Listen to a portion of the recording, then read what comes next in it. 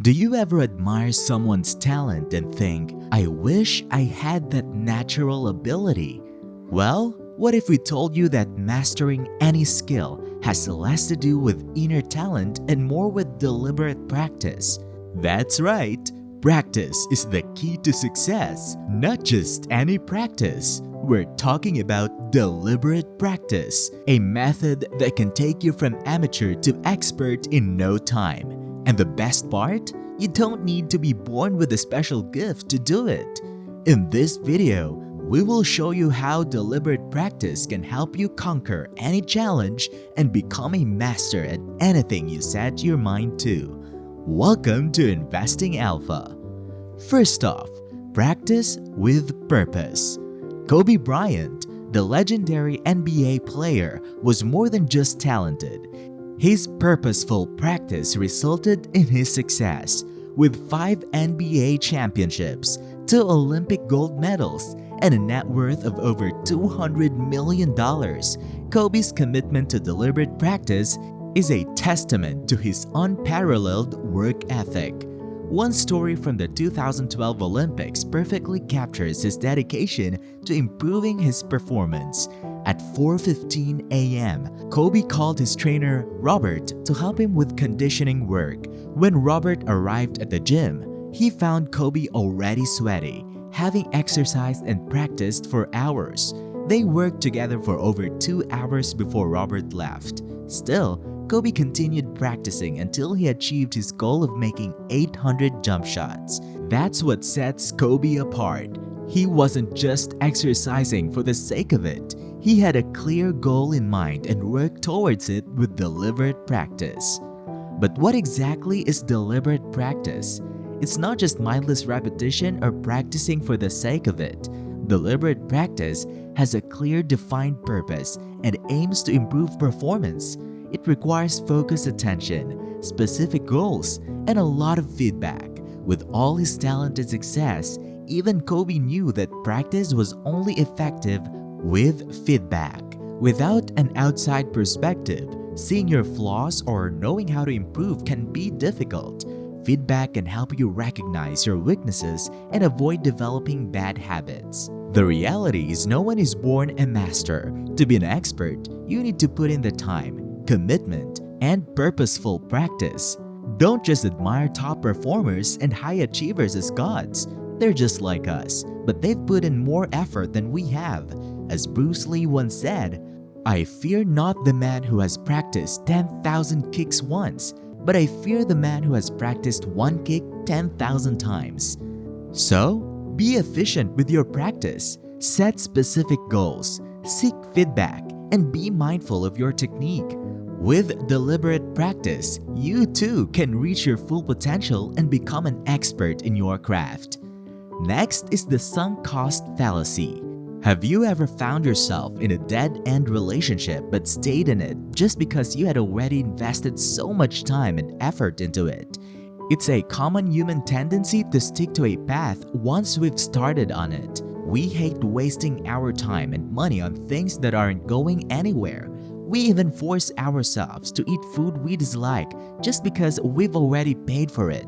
This irrational behavior is known as the sunk cost fallacy.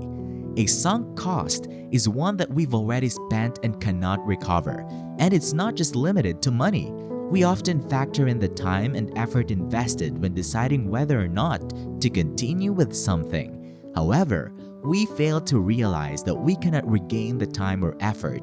It's already gone. This leads us to make poor decisions and stick to failing projects or dead-end jobs when we should cut our losses and move on to better opportunities. The sunk cost fallacy is a tricky beast because we've invested so much time and money into something, we feel like we can't abandon it now, even if it's not working out or we're no longer passionate about it. But here's the thing, the world is changing at lightning speed, and we can't afford to cling to something just because we've already sunk resources into it.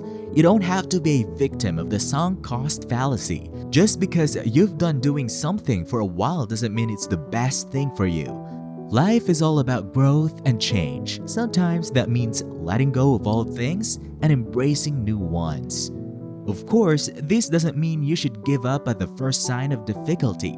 Instead, you need to remove the sunk costs from the equation and ask yourself, if I were starting fresh today, would I still choose this path? If the answer is no, then why continue down that road? You can't recover the years you've invested, but you can move forward in a different direction. Even massive companies and governments can fall prey to the sunk cost fallacy.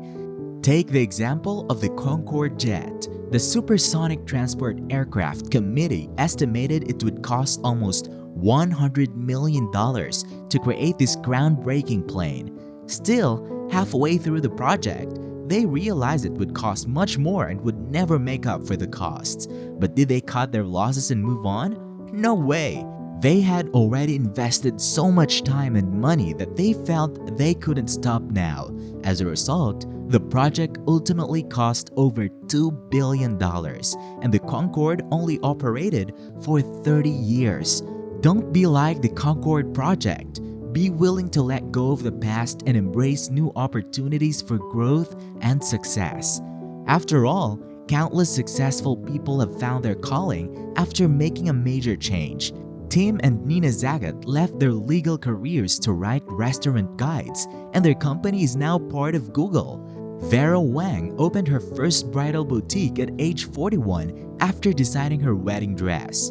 Ray Kroc became the owner of McDonald's at age 50, turning it into a worldwide phenomenon. The point is that we can all break free from the sunk cost fallacy and succeed in something new. Alright, let's shake things up and delve into deliberate practice. To really make deliberate practice work for you, you've got to embody its 5 fundamental principles. The first principle is a game changer.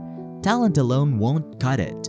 Practice is the secret sauce that sets apart the good from the great. We've touched on this before, but it's worth hammering home with an epic example.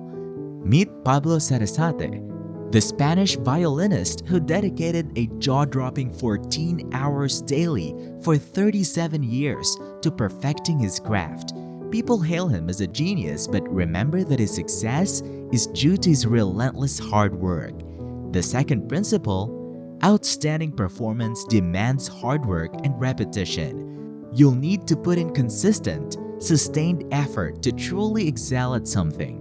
Repeated practice is the key to building mental muscle memory that will keep you sharp and on point.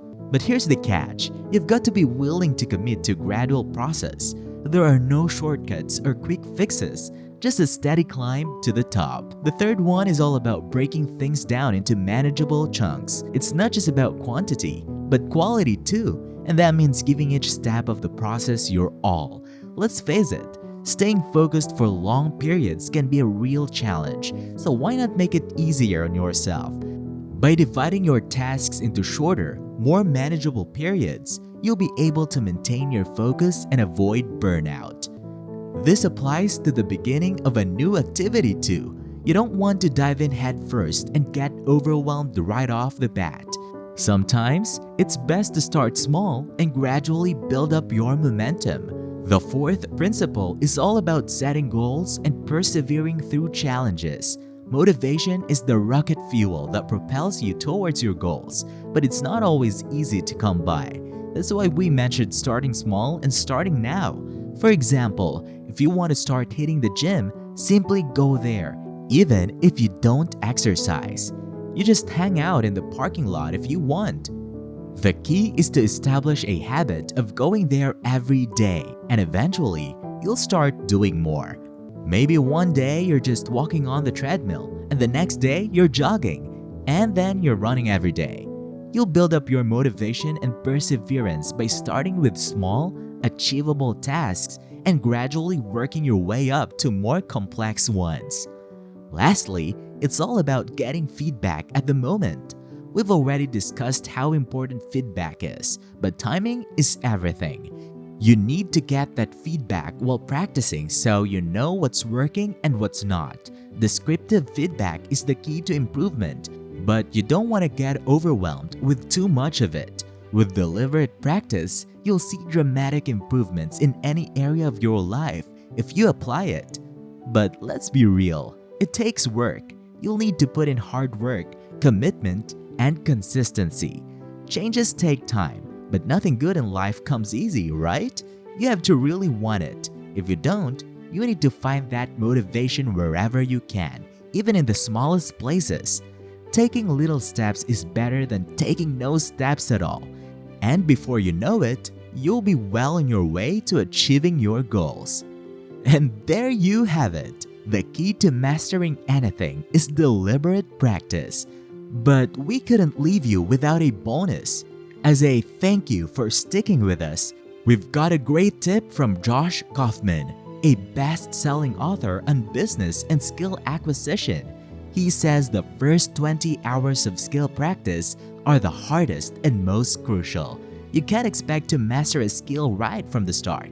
Instead, focus on achieving small goals within those first 20 hours. Learn the basics of whatever activity you're pursuing, and then you'll be well on your way to mastery.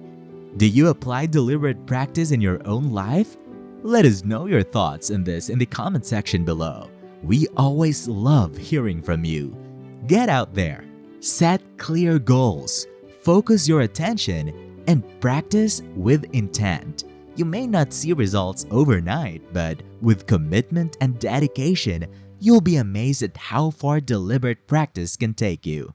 Thanks for watching, and don't forget to like and subscribe to our channel for more tips.